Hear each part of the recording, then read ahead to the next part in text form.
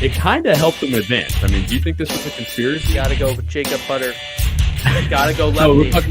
we're talking about the players. That's tournament champion into the podcast. There he is, right there. Oh, he doesn't even know how to watch. Go to youtube.com and search Down Lane Podcast. Okay. Good evening, ladies and gentlemen. Welcome to Down Lane Podcast. We are streaming live from the lab at Town and Country Lanes.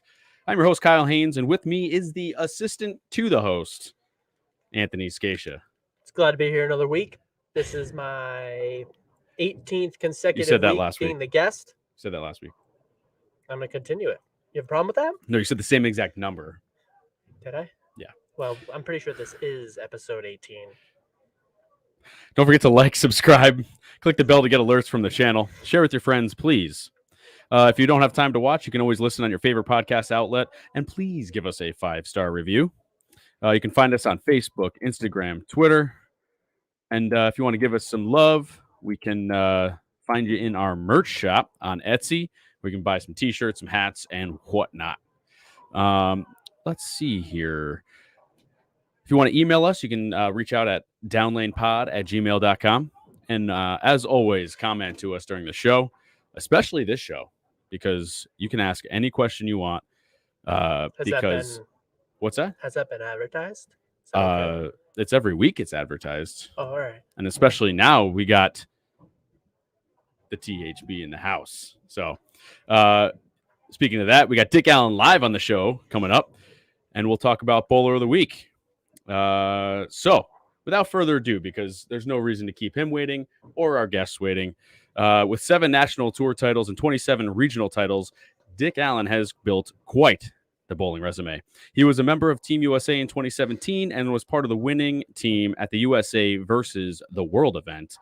Dick famously made the 2-8-10 on TV in 2006 at the Bear Open and has earned over $850,000, including $130,000 last year for a second place finish at the Players Championship. Ladies and gentlemen, welcome to the show, Dick Allen, ladies and gentlemen. What's going on? In his car, in his driveway. Here he is, in the rain. Thanks for coming on. You got it. So I know that you're missing out on dinner tonight, so we're going to keep you as long as we can. And, Perfect. But yeah, thanks so much for coming on. We really appreciate it. I've got my headband on. Anthony wears a hat every week. I love that. How do I get one of those? Well, I'm going to send you it. The piece of I'm paper. This is what I'm talking about here. So when you get on the next TV show, boom, right across the forehead.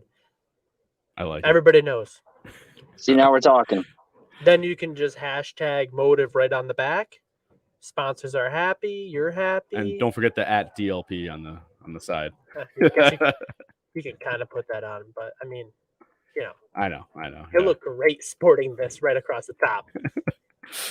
For those who can't see, if you're listening, See it? Anthony's got his THB headband on. I was hoping just like the old days. Why don't we bring that up? We got a picture of the old days when Dick wasn't Dick back then. Here we go.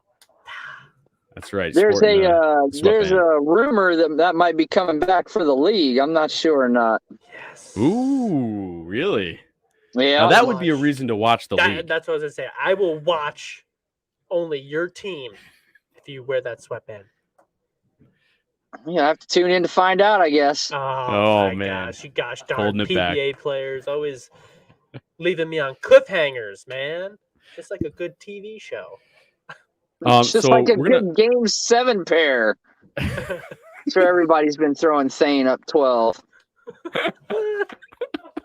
All right, oh man, sorry, we're gonna get to that in a second. No, that's all right. I was just gonna say that we have a poll question every week. And I thought it was going to be pretty easy, but surprisingly, there's a lot of people that must not know.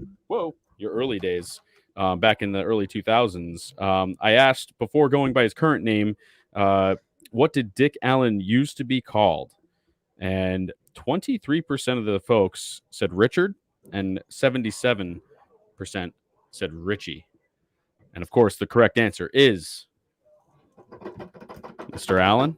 What was the right Richie. answer?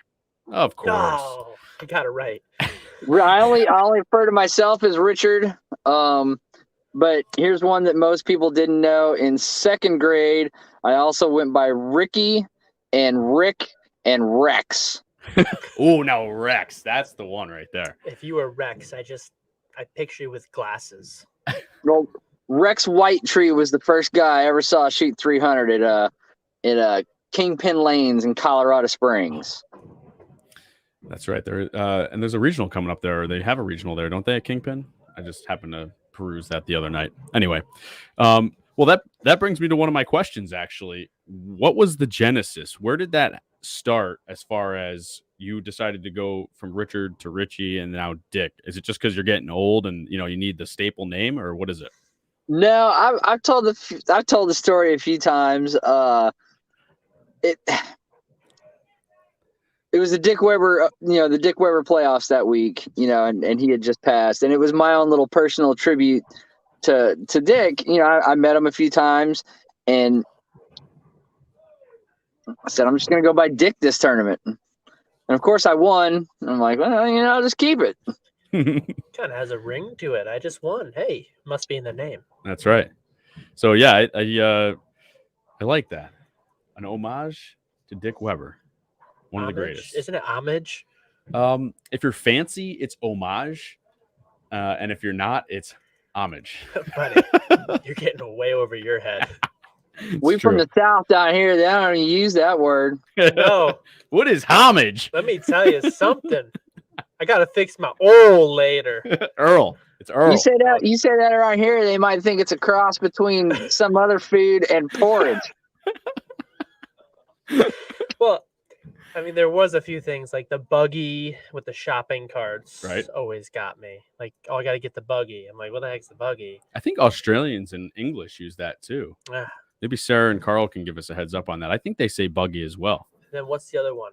Fixin'. I'm fixing dinner. I didn't get it. What are you fixing? I'm fixing chicken. You're not fixing chicken. Chicken's already fixed. You just got to cook it. No, it's fixing.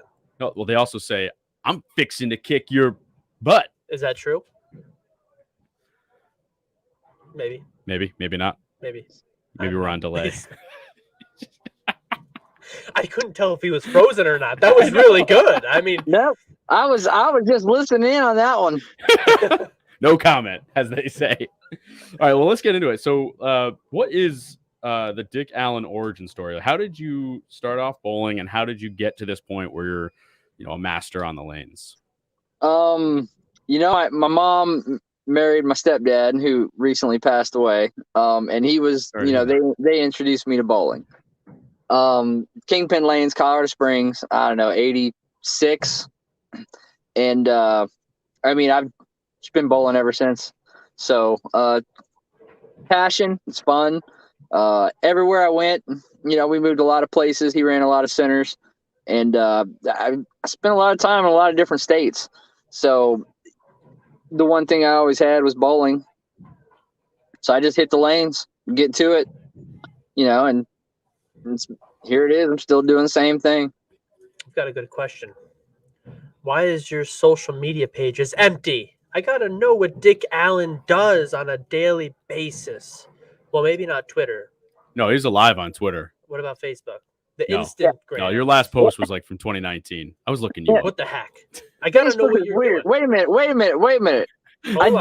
I do post on Facebook. Do you? Yeah. All right. You guys Kyle, maybe it's the wrong one. Kyle doesn't have Phil Doutright? What is it? You don't follow Phil Doutright? No. That's my Facebook. Oh, I've been tagging some guy that stole your name.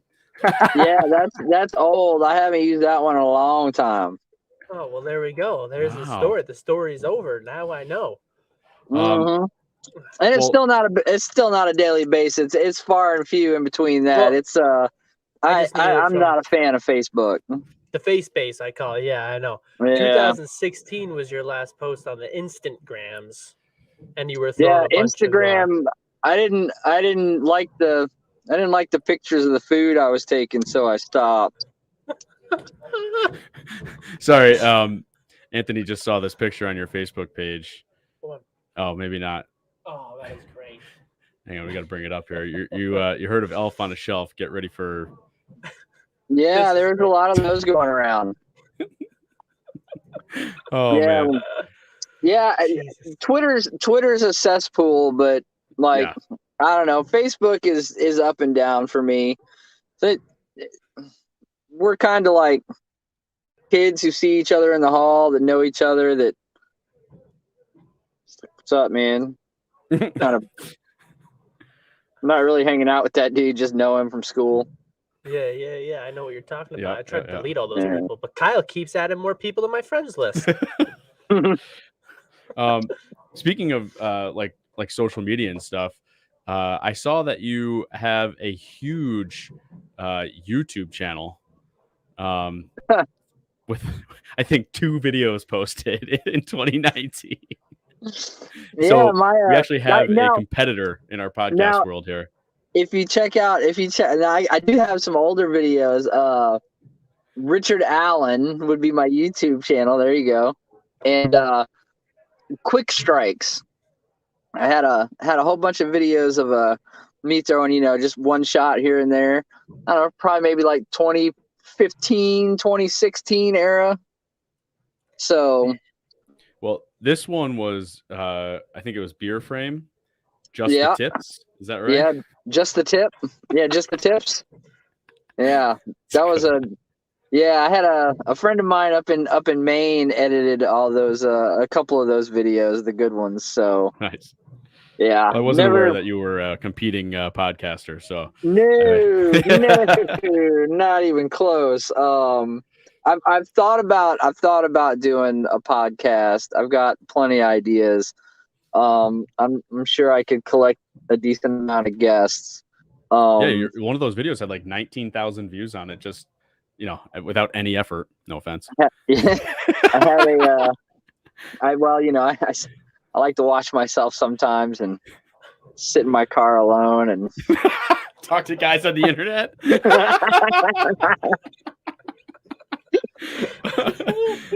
Oh, sorry. Perfect. Oh, Jesus. Oh man. All right. Yeah. But I mean, I've got a name for it. I don't want to give that away yet. So it's all right, we'll steal it.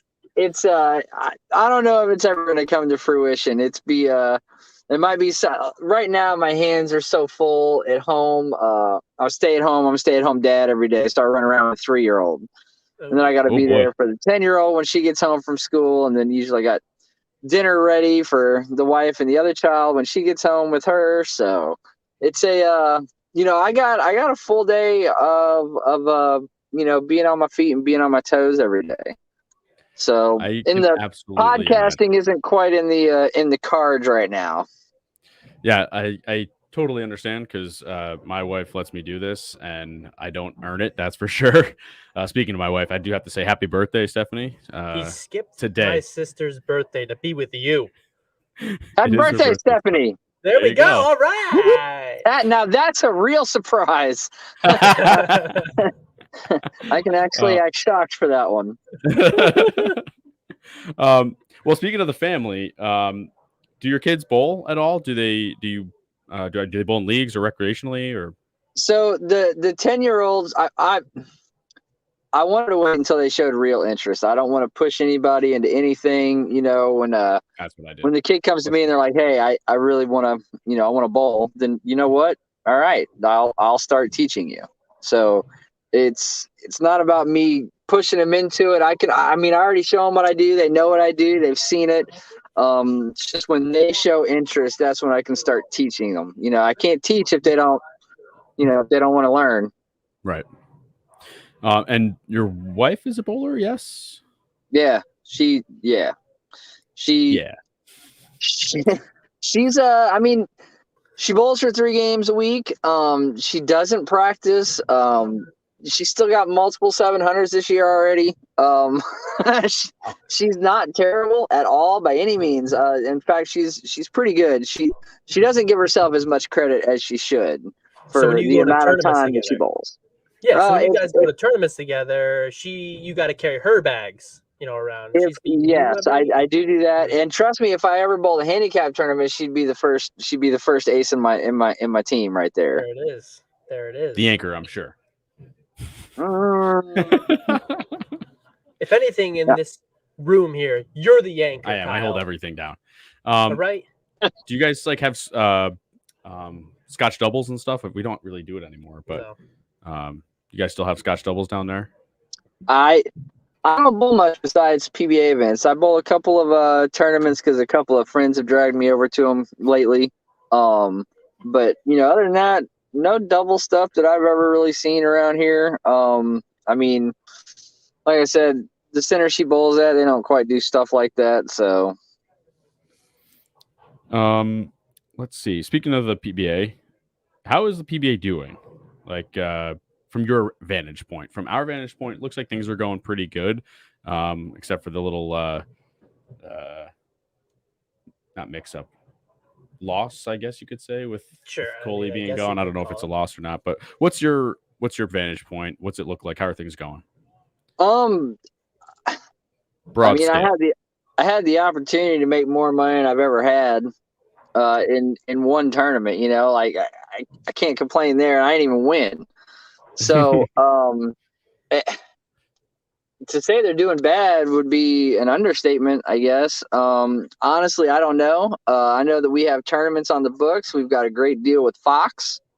I'm not a behind the scenes guy. Usually I just wait for my turn to bowl and go do it. Show up when I'm supposed to be there. So I know there's a lot of other guys on tour who know a lot more about that stuff than I do. I try not to get involved with any of that. I'm beyond, I'm 43. That's my 21st year out on tour. I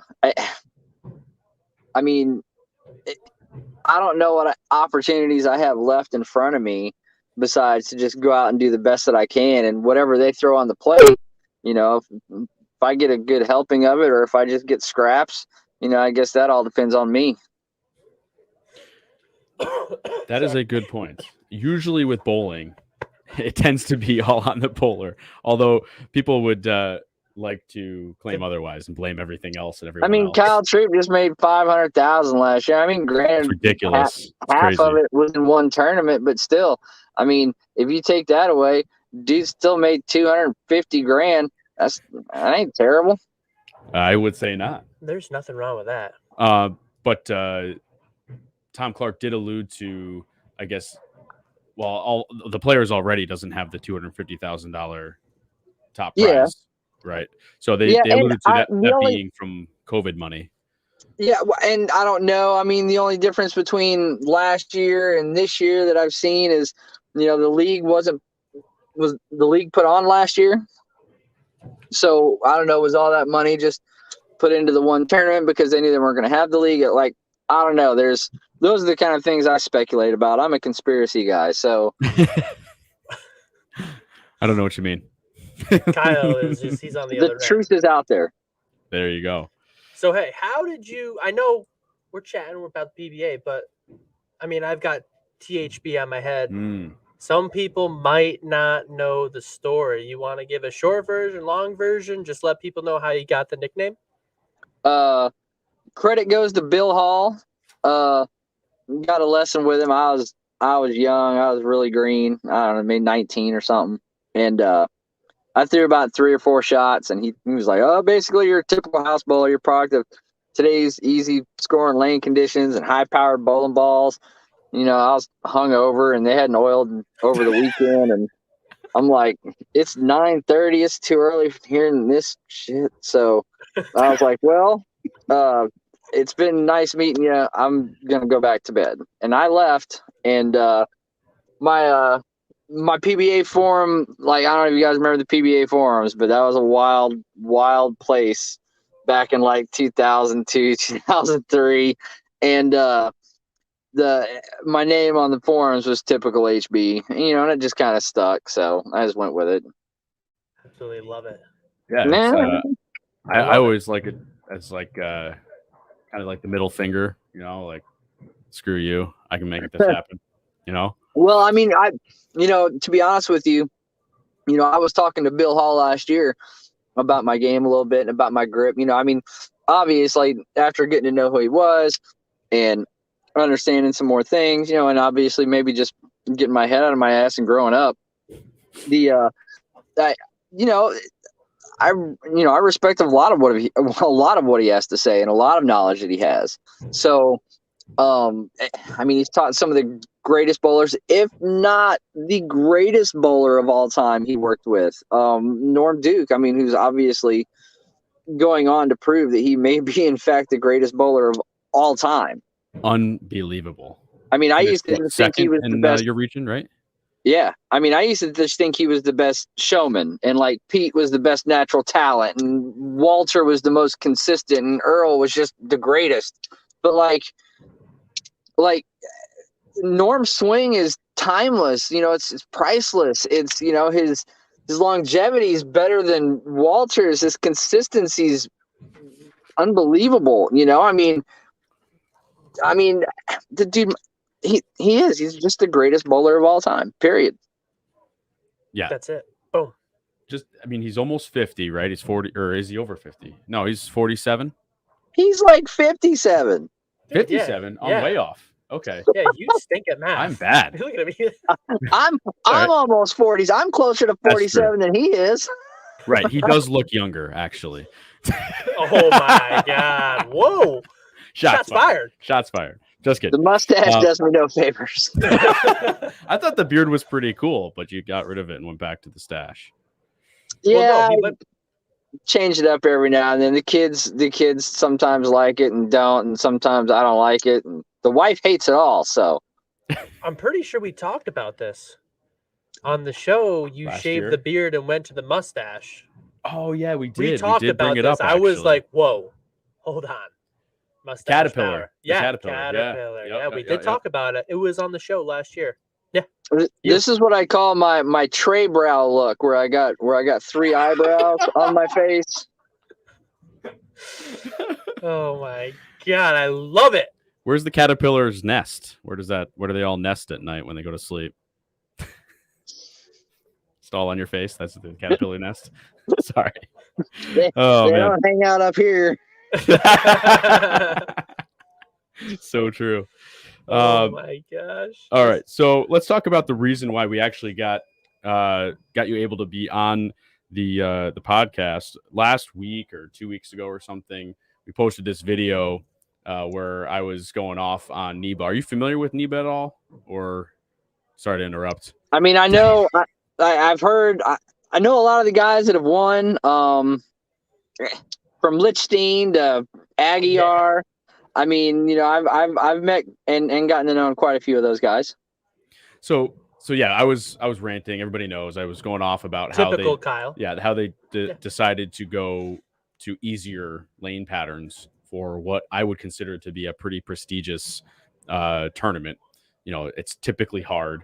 There's a lot of great players there, and I was very angry that they decided to go to challenge shots and modified house shots.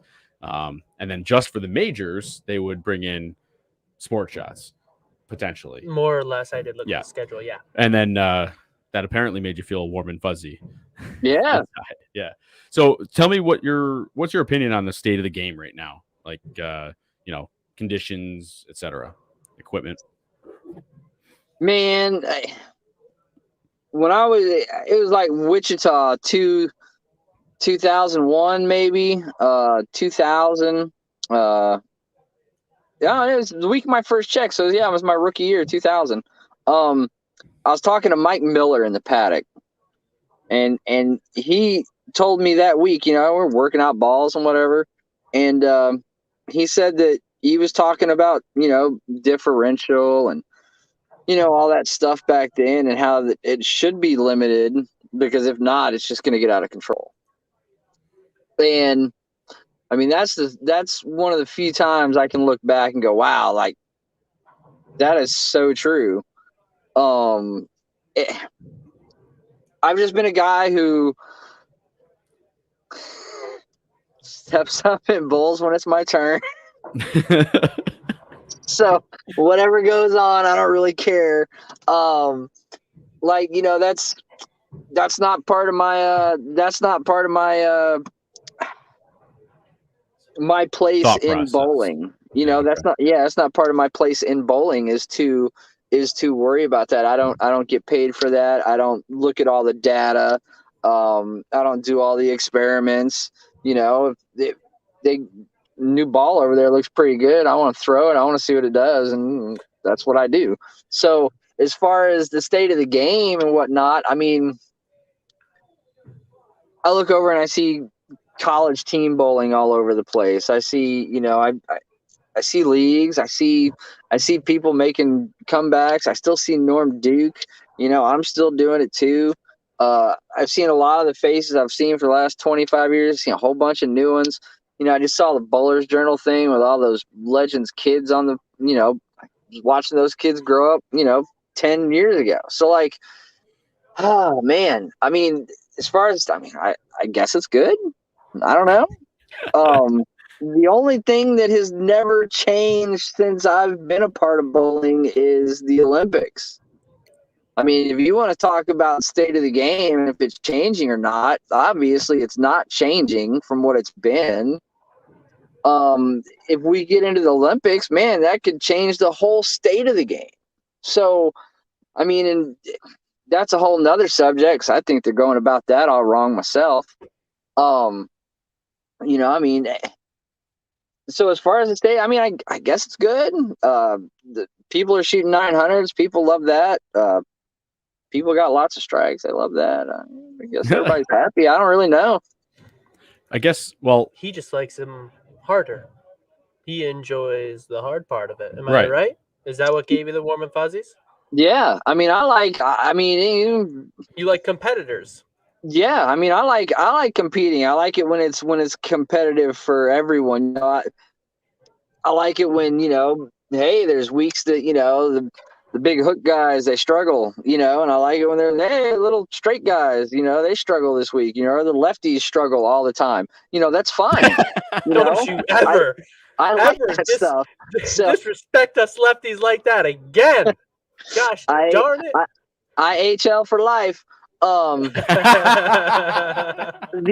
So I mean, as far as I don't know. Would I like to see scores come down? You can't always have it that way. I mean, you know, balls fly 430 feet in Colorado, and you know, guys struggle to get them 390 feet out in Miami. So, you know, I guess it depends on where you play. But as far as, you know, anytime you have a very large tournament that's, you know, prestigious, I mean, obviously, yeah, they should always be a little tougher. So, but I think with a wider array of lengths and volumes, and I think you can include everyone. And as the old saying goes, us bowlers are gonna wind up winning anyways. So no matter what you do, I mean, if you got to go out there and average 250, the guys who are going to average 220 on the really hard stuff are going to be the guys averaging 250. So I mean, it's unless there's walled up on the left, and that sucks for everybody. So, but it's just the way it is. Give me my sign. You can't. Give me my freaking sign. I mean, you can't appease everyone except for 4 times a year, where you can appease the critics, and you can make them a little harder for when it matters the most. You know, and I think as long as you keep them hard when they matter the most, you get to see the best of everybody. I mean, I guess, like, as always, we equate bowling to golf, right? So I guess, like, if I go down the street to our local course, it's not as hard, but I'm still going to shoot 100 or more. You know what I mean? You're terrible at Whether golf. it's Sawgrass or it's Western Turnpike, I'm at least shooting 100. So that's where the difference is for bowling, in my opinion, is that when I walk out here tonight, hopefully most of the time, I average 230. But if I go bowling the hard stuff, it's maybe around 200, 210. Last weekend I had a good weekend, but yeah, it's not the same is what I guess what my point is. And when you have juniors growing up on the Great Wall, they don't understand when they go to junior gold what's going to happen to them, because they are clueless unless they get special training or special education on it. And unfortunately, that's kind of regional. Our area probably doesn't have a lot of sports stuff for the kids, and maybe Buffalo, a lot of those guys are very good out of high school.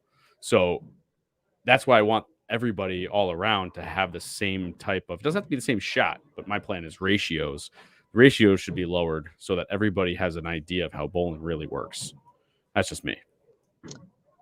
Yeah, it's hard to I mean, it's when you got individual center owners, you know, I mean, it's their business. So, I mean, you can't knock it. There's really nothing you can do about that. But as far as getting some sort of coordinated effort amongst individual center owners, you know, that's like, yeah, see, I don't even know. I don't get paid for that. I do like that attitude. That some of us are thinking about way too much. You know what I mean? Maybe you are too. That's what I'm saying. I think about way too much. I mean, sure, I've gotten my fair share of hours on multiple patterns, but at the same time, I'm trying to open my imagination to when I bowl to certain shapes and to see certain things that allow me to average higher, to not make the kind of mistakes that, you know, like on the house shot, you're supposed to miss left and you're supposed to miss right. You're rarely supposed to hit your target on the house shot. Ring in 10 every time. Right? There you go. So just miss a little left or miss a little right. You know, and obviously you got to narrow that down when you're balling something else. You got to change your, I mean, it's a complicated game. I mean, it's just like working your ball left to right or right to left if you're a golfer, higher and lower. You know, I mean, if you can manipulate all those things, you know, the lane winds up.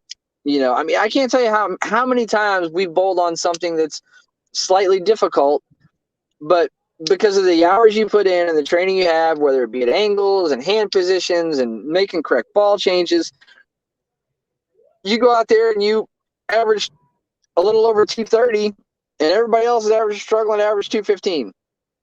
You know, those are those satisfying moments of you that bowlers can achieve, obviously, if, you know, they put the time and the patience into just learning and understanding things. Speaking of time and patience, what does your regimen look like? Practice every day when you're not on tour? Like what's your whole thing? Okay. You're not supposed to tell our people that you don't practice. Well, I mean, I'm trying to be as honest as I can. So no, I know. I'm just when you know, as a teenager, man, I bowl until, you know, they shut the center down. You know, and then I had access to the center when my pops ran the place, and I could go in and bowl after. From Dad. I don't know if you can hear that or not. So you want to answer your dad? Are you good? No, that's cool. Yeah, that's my dad from Florida. So nice.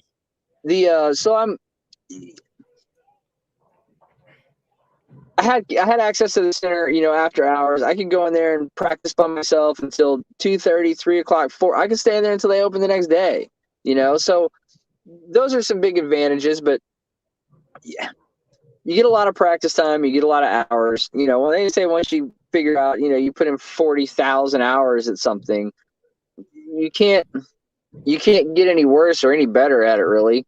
You know, it's your knowledge and your muscle memory in your brain, everything's just locked in. It's just going to happen naturally at that point. So it's time and effort over anything, but running around with a 3-year-old the whole time, I mean, being, you know, these nagging injuries now that I'm in my 40s, they don't go away as quickly.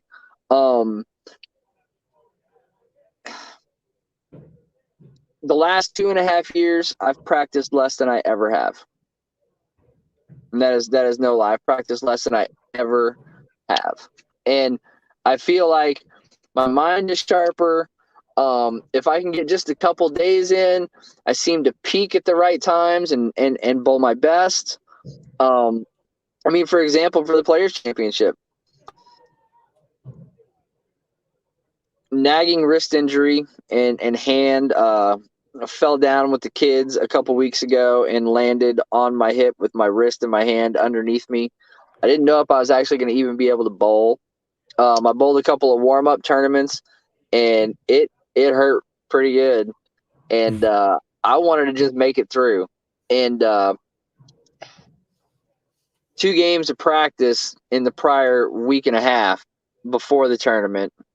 And then I had bowled a tournament like 2 weekends before. So, and it was I only bowled 7 games that day.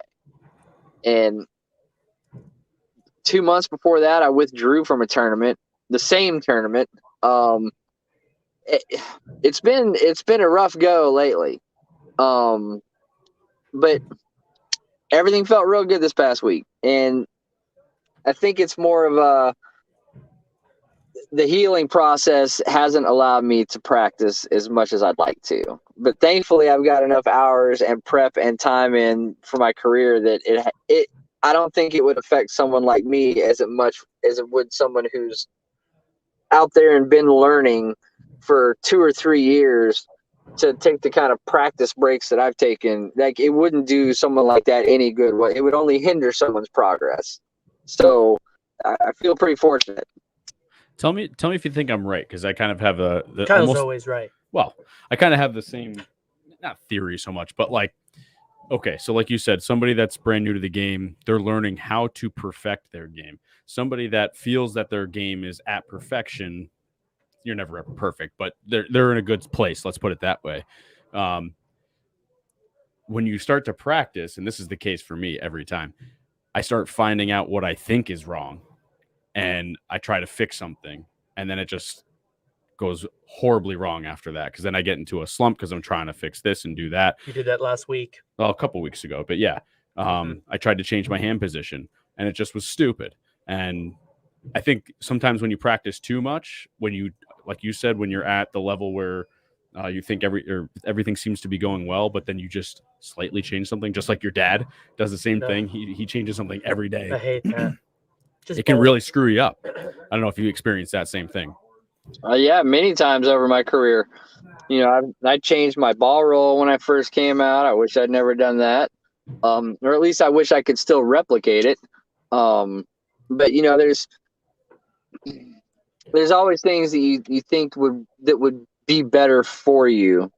And in the long run, you know, there's only a few things that matter when you're rolling a bowling ball. And Mark Baker is really good at explaining one of those positions.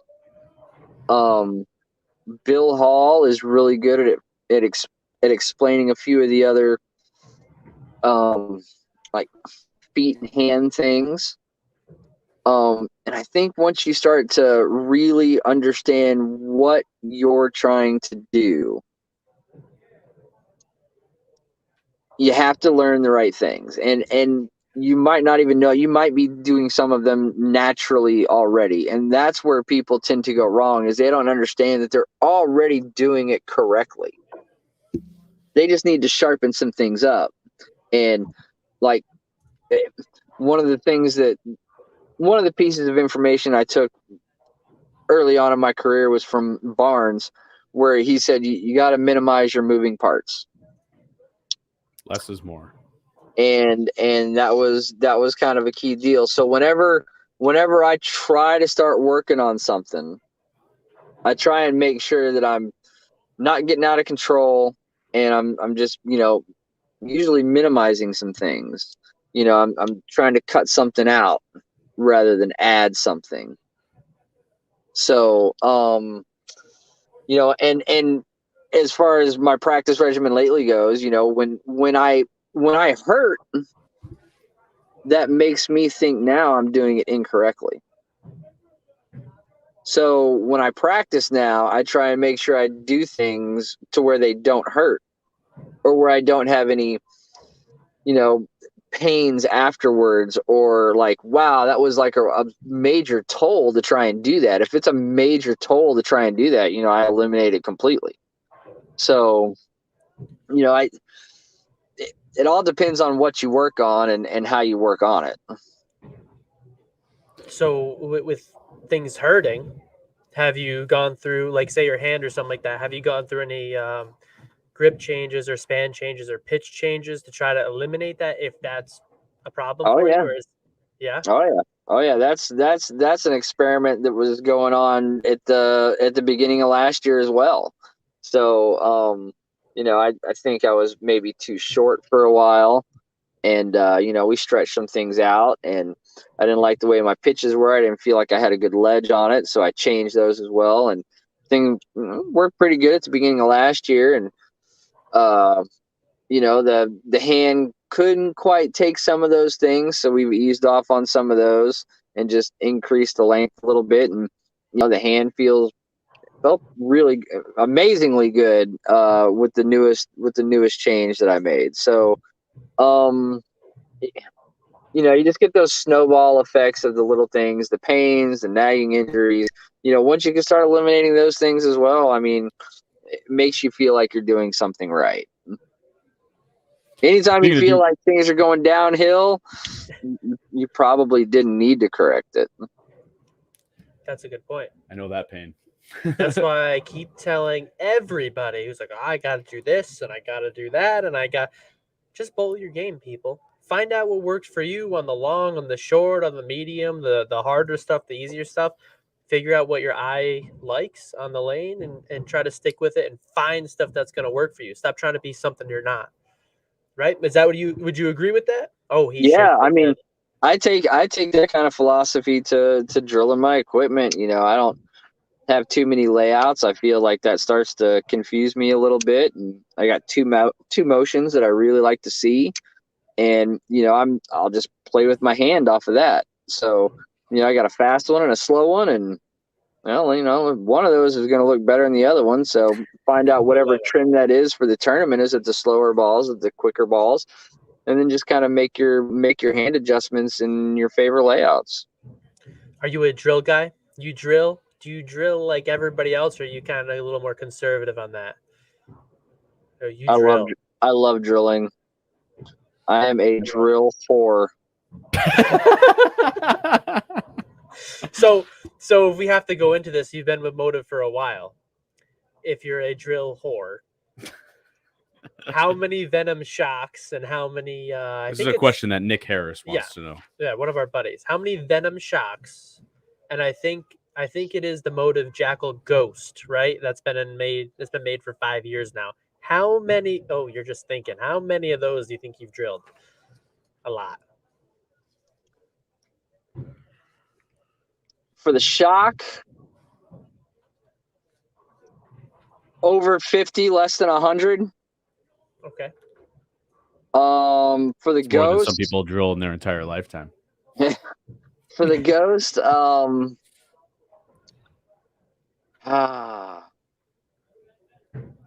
probably around 25 or 30. Now, this is like drilling new ones at tournaments, or you're just messing around, or both? Yeah, everything. So sometimes you just want a fresh one. Sometimes you want to experiment with a drill, and then you realize it doesn't work, and we're like, well, that was dumb. I'm just going to put my favorite layout on it again.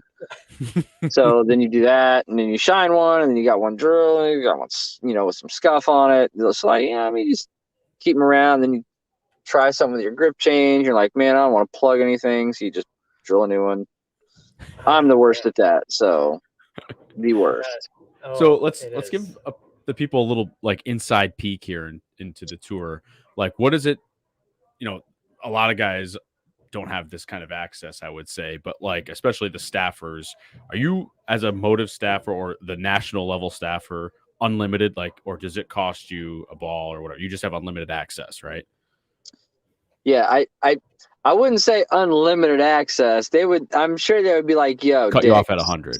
Seriously. We're not going to ship you that many balls. We're not going to do it. Within reason, I do have that kind of access. I'm very fortunate. Yes.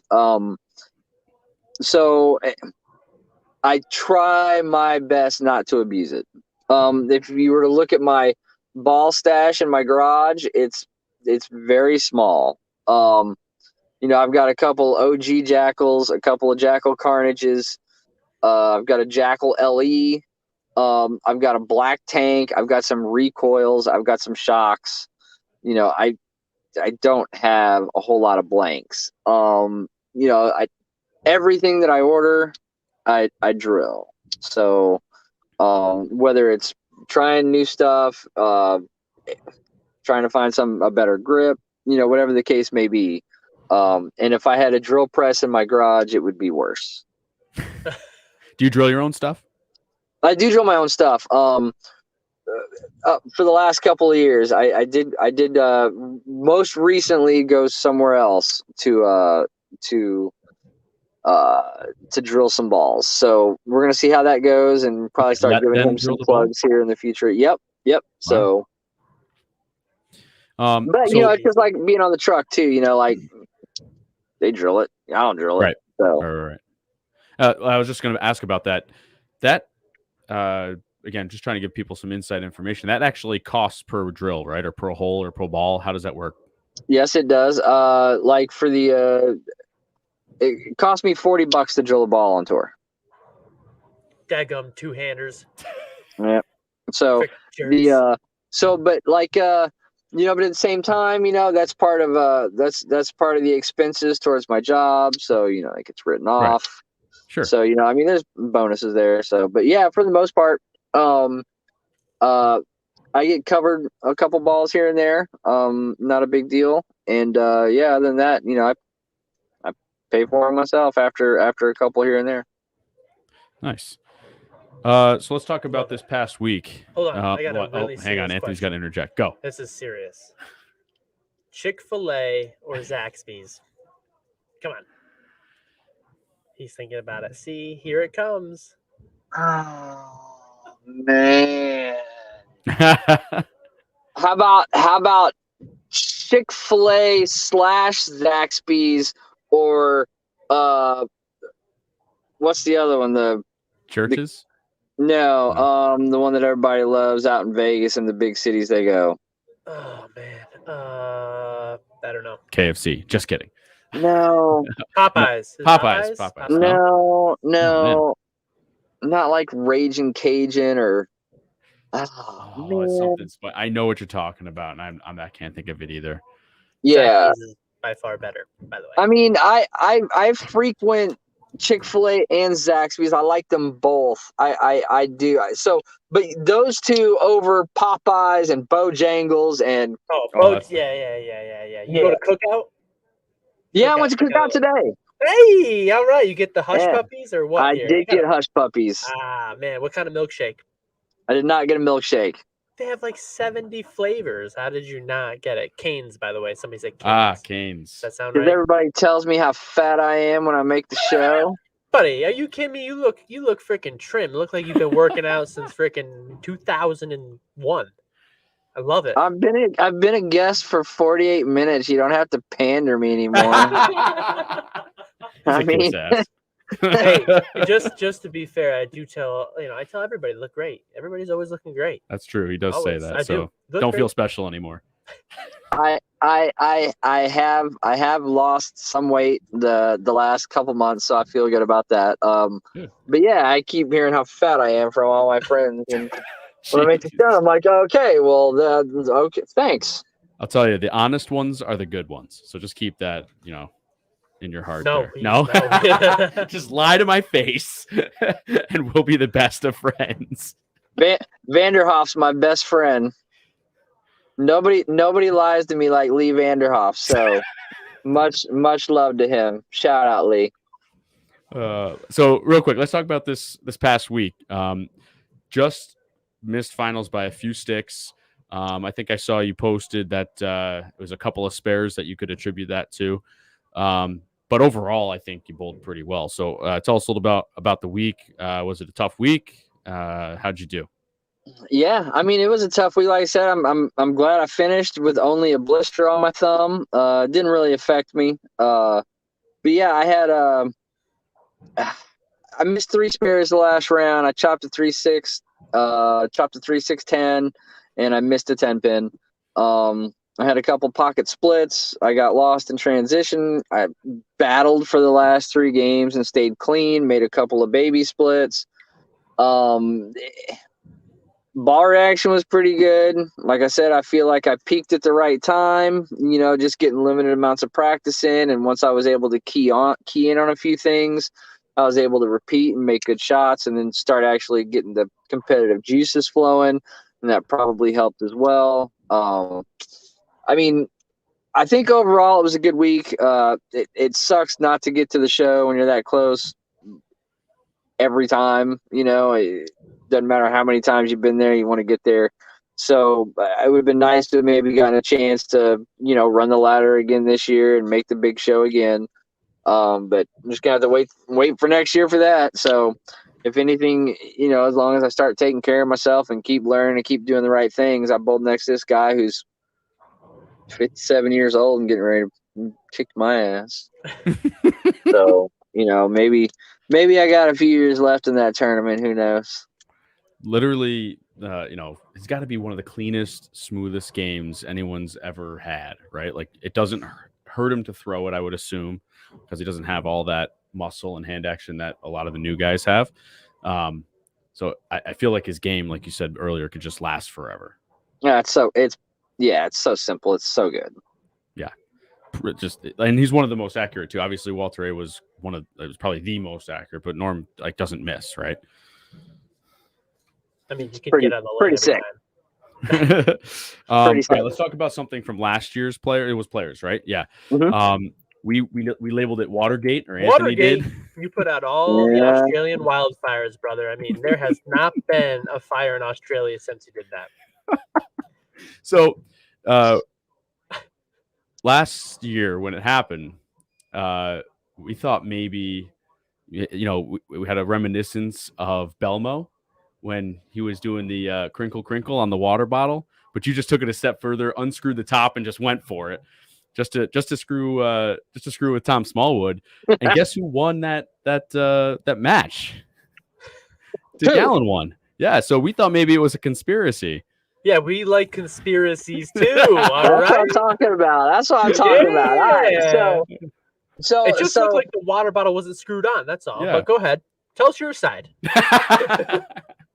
So these water bottles that are given to us are regulated by the PBA, and they're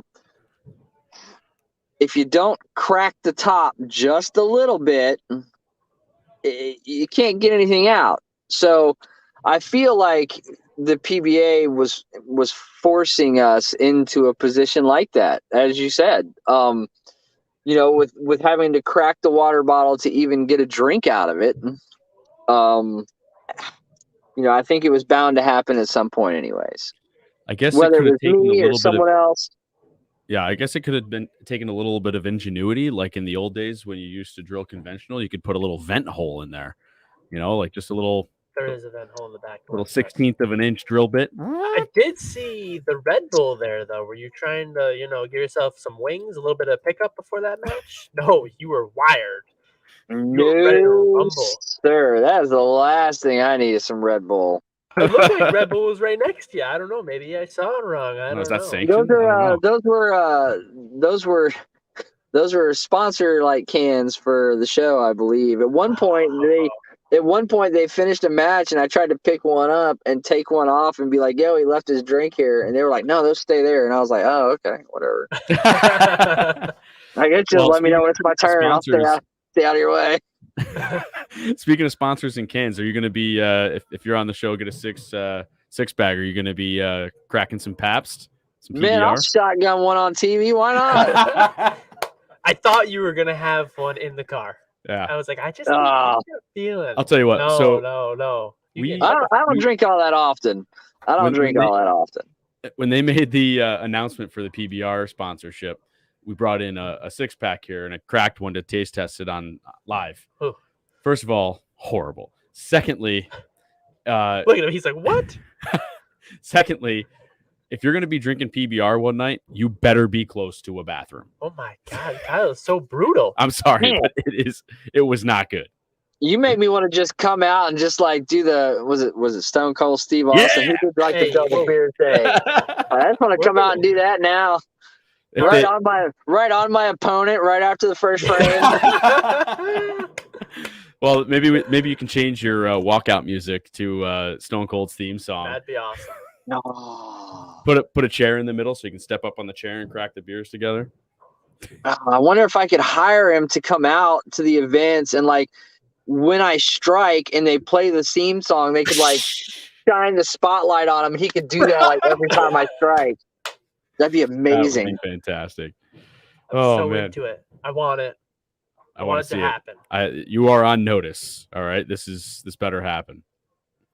All right, should we get to some Some questions. questions from the audience? Would you like to answer some? Can I questions? interject? Oh my goodness, what now? My father, owns Jack the bowling Scaccia center. of Town and Country Lanes. He wants to pay your way to come up here and hang out with our guys. If you ever Our Town and have Country time. Bowlers. Well, how far are you guys from Portland? Kyle's our travel guy. I would say 6-ish Well, hours. whoa. Yeah, because it's all. How far up is that into Maine? Let me see. I don't know. Geography. Maine. Do I look like an atlas? 4 hours and Oh, 4 11 hours. minutes. All right, there we go. That's not so bad. 4 hours. All There we go. right. Are you guys north or south? We are right in the middle of We're the in east Albany, side. New We're York. 3 hours north of the capital. city. Oh, Albany. Yep. don't I like drive through there? If you're driving to Maine, then basically yes. You'll probably take 95. I drive. I don't fly. Okay. Yeah, you'll be very close. All right. This Yeah. guy. I'll let them know how much gas was. All right. Well, all right, Dad. All right. His mileage fee is really good too. It's like 8 cents a mile. Is that good? Wife handles all of that stuff, so I'm sure if Nice. you were wrong, she'd let me know. Yeah. Yeah, and you probably, I assume, what year was that? Let's get some questions. I'm I sorry. know. You probably bowled at the Bowlers Club Sorry. in Albany, and you probably bowled at Clifton Park when the tour Maybe. stops were here. You had to have. I mean, they were early 2000s. Anyway, Oh Bowlers man. Club, big 50 lane center, very Yep. dark. It's not there Yep. anymore though. Yeah. He knows. He knows. That was a short pattern when they were here. Pattern E, I think, or Cheetah. Or whatever. The pretty sure I bowled with Weber, and I'm pretty sure that in the cashers round, I had like almost all opens the first game for like 120, and then I had an all spare game, and then a couple games later I had the front 11, and I'm bowling with Pete, and I looked at Pete and I was like, "Hey man, you ever had an almost all open, all spare game, all strike game in the same day?" And this dude looked at me and he goes, "I ain't never bowled a game where I didn't throw a strike."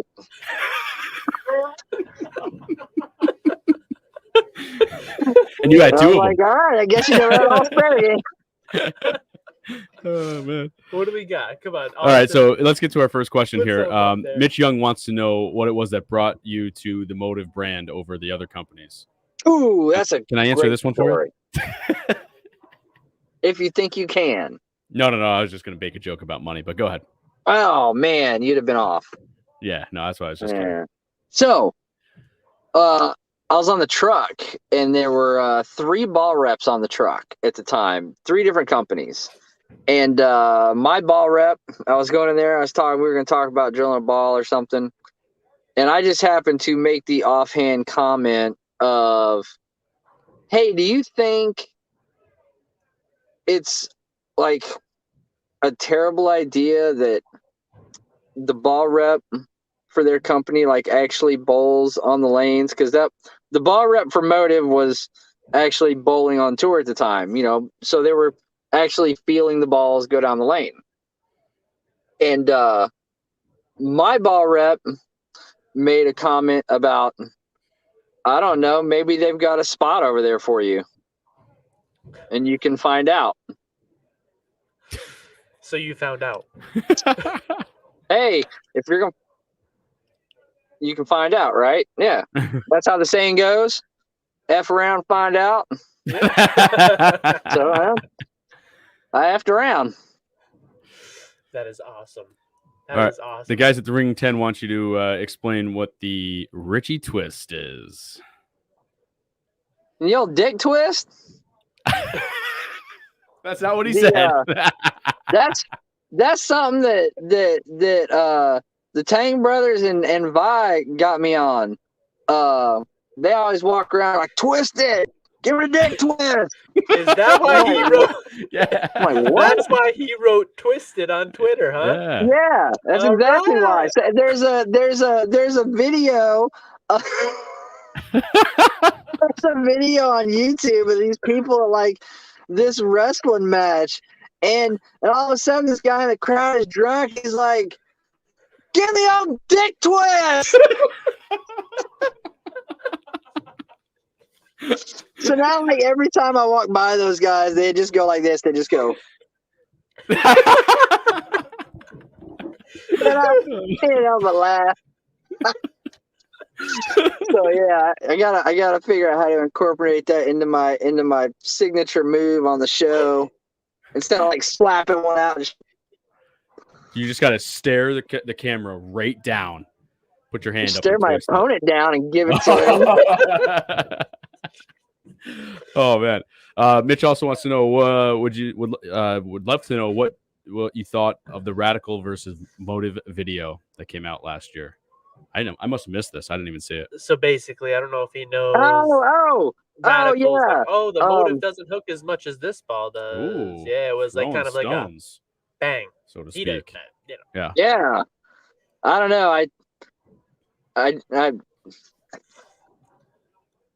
I mean, I've never thrown those balls. I couldn't tell you.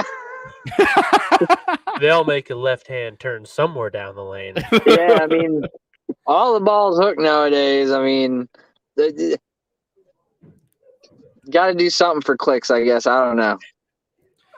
All right, 01 Surge wants to know, do you prefer the crowd screaming or the quiet side? I mean, I think they're both okay, to be honest with you. I want to see a little more Happy Gilmore in there sometimes. You know, I mean, I wish, not that I wish it would happen, but like, you know, like, you suck. You know, finally somebody's honest. You know, like, yeah. I mean, if they want to do it for the majors to keep everybody quiet and, you know, appease the critics, I'm cool with that. You know, if they want to do the Portland, Maine thing more often, I mean, I'm all right with that. They want to do vuvuzelas in the crowd, I don't care. I mean, your name's up, you're gonna bowl. That's right. That's right. My turn. From the viewer point of view, I think it's freaking awesome when they are screaming in the crowd, because obviously it makes it look like they're excited for bowling. It looks like a fun environment. Personally, when I'm bowling in not that setting, I've never been there, but you know, in a tournament setting, when everybody's quiet, it definitely adds to the stress. I feel like it's got to give you a little bit more of a relaxed feel when everybody's just screaming and not really focusing real hard. That's weird, because the first year, if you go back and you watch the first year in Portland for the league, do you remember like how many guys were missing single pins and how many bad shots were being thrown out of nowhere, like the first couple of rounds? So I don't think everybody was like, I love the environment. I was all about it from the get-go. I remember how loud it was before they added the other side. It was the loudest place, bowling environment I'd ever been in. You know, except for maybe the one or two times, like I was at the show when Bob Benoit shot 300. I was in the crowd, and when it erupted, I'd never heard anything like that, and that's what it made me think of. But it was nonstop the whole time, and those previous couple of years when I said that I had the key to the center, I was in there practicing late every night. You know, it was right around that time period. So, like, I don't know, 3, 4, 5 friends up there sometimes, and we're all bowling, and I've got the music cranked to full speed, and everybody's back there jawing and talking with each other. And when I hit that environment in Portland that first year, I was like, man, this is like home. it. Yeah, I love this. I don't know why everybody else doesn't. Nobody else practices like this. I'm spending hours like that practicing. So when all the loud music didn't bother me at all. I enjoyed it. That's awesome. I love it. Have you gotten to throw the mythical jackal? I assume that is correct. Yeah. And so obviously everybody gets paid to say that. Best one out. So, like we've seen a very solid progression in the jackal line, and obviously the ghost has been the best performer out of all of them. ASIM balls that turn the corner hard and get to the pins, they're not a big thing on the market. Let's face it, there's one company above others that gets their ball to corner a lot harder than everyone else's. So, there's always a standard for what people are trying to do with their equipment as far as, how they make it. This Mythic Jackal it goes further left through the pins, and I don't rotate it a lot. My rev rate's, sub 400, and it's one of the things that I struggle with is when my ball comes off the spot is that solid continuation over into the 8-pin area.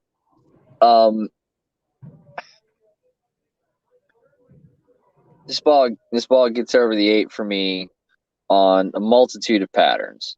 I've thrown it on 39 feet. I've thrown it on 45 feet. I've thrown it on a house shot. When it comes off the friction, it continues harder than any motive ball I've ever thrown. So and that a lot of our stuff is doing that right now, honestly. But as far as like that big of a core, I have a lot of trouble sometimes getting those things to really get around the corner. This one, it gets all the way there. I'm really excited about this one. That's what I was going to ask you. Is it all core or cover or both, or is it mostly core? It's the same. It's the same core. It's the cover.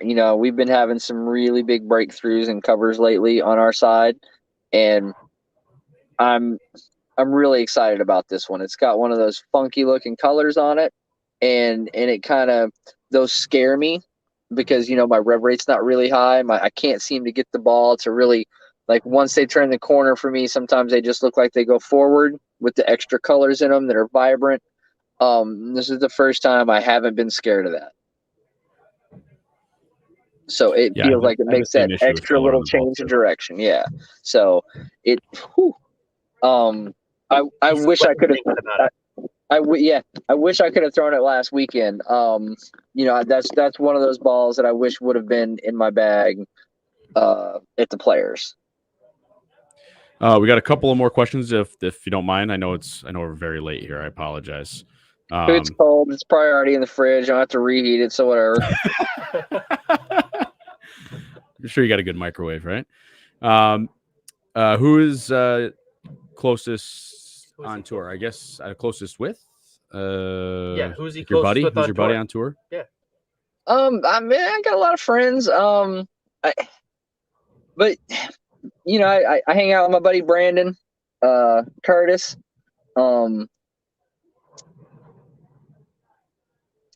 Don't really hang out with a whole lot of people. I'm kind of an introvert, I guess. As far as Brett helping me, he's left-handed. So like we don't always imagine the lane the same way. He doesn't always go through a lot of things that I go through, I don't think. So we kind of talk more about the actual ball lineups instead of actual gameplay or adjustments. over the past couple of years, I feel like I'm the one on the lanes. You know, it's up to me to feel what's going on with the adjustments. You know, my help that I want my help with my equipment more than anything. Help me see better shape if I'm not seeing it. Is it my ball? You know, is it something in the front part of the lane that I just can't physically see because it's happening so fast? You know, those are the kind of things that I look to Brett towards. And then our last viewer question. Let's see here. What do you think of the explosion of bowling content on YouTube? Darren, Brad, and Kyle, Downlane Podcast. No, but seriously, what do you think about that? I mean, in my opinion, it's great, but I love it. The Stu and Barnes.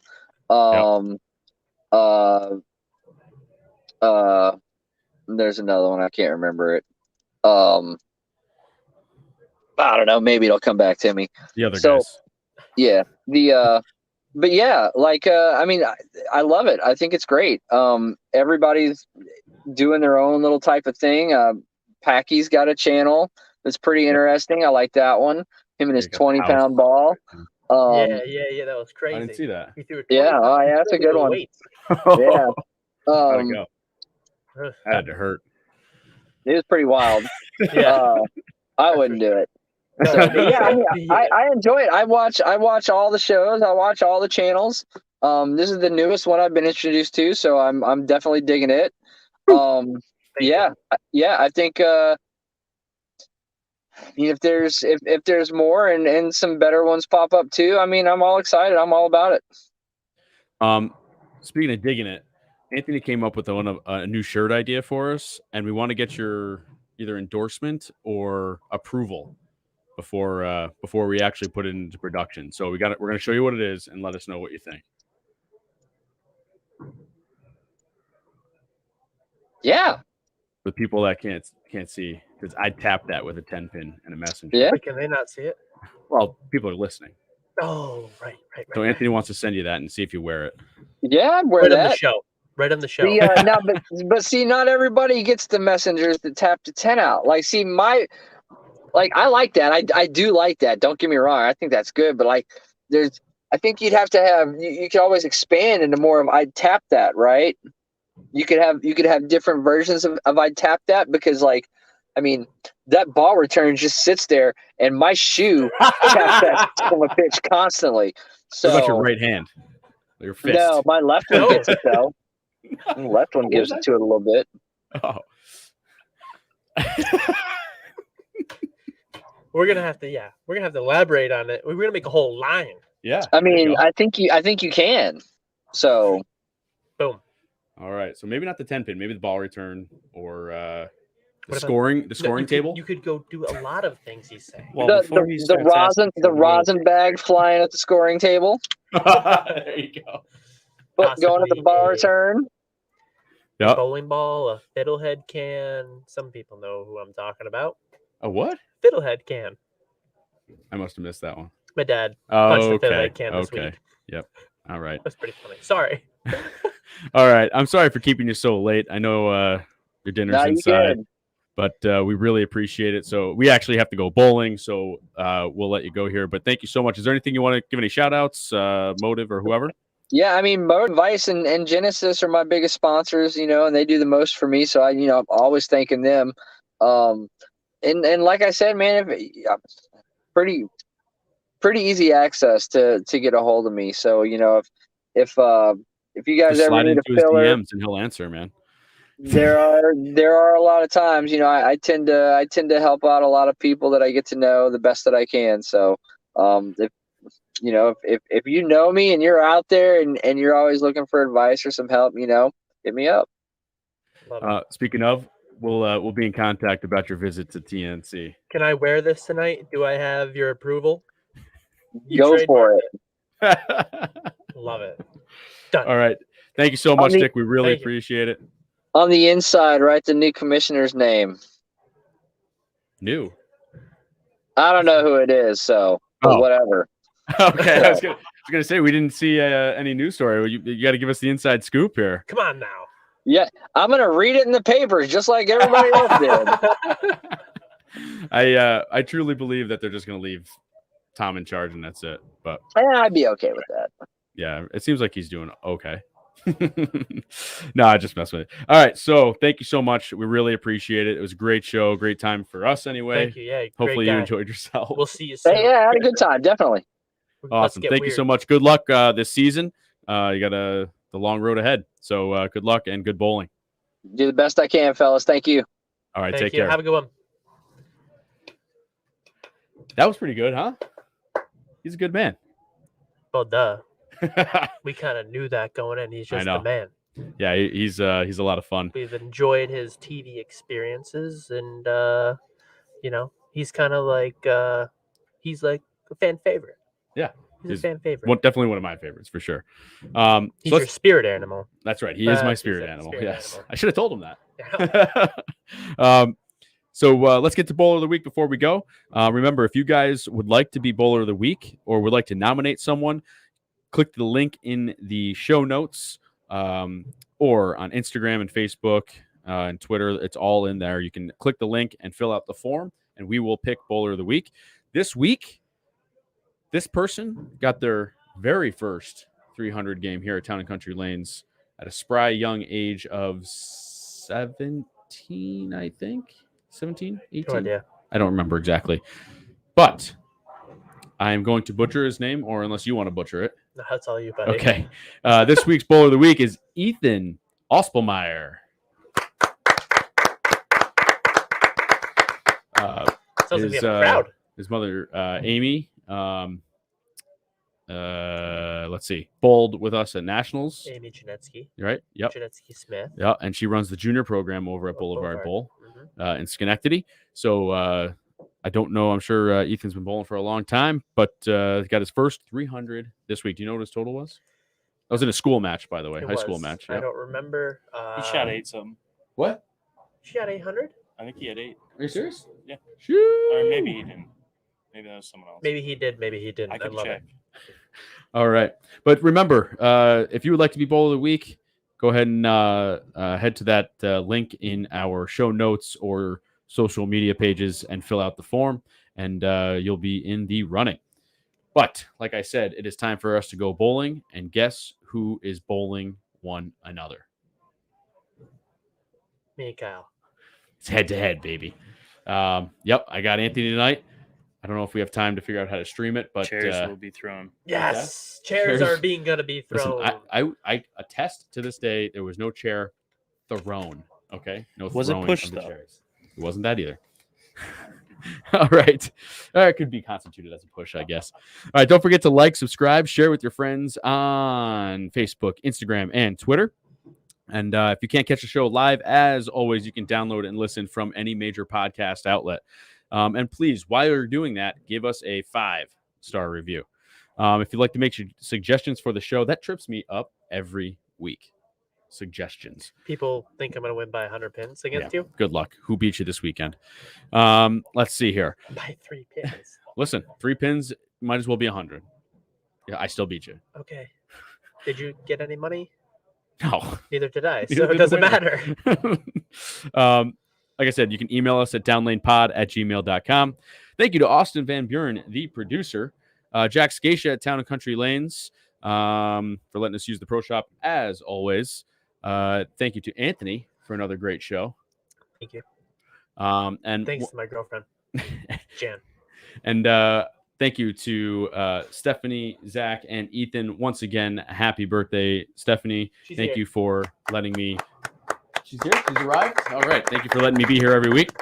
But here we go. We'll see you guys next week. This is Down Lane Podcast.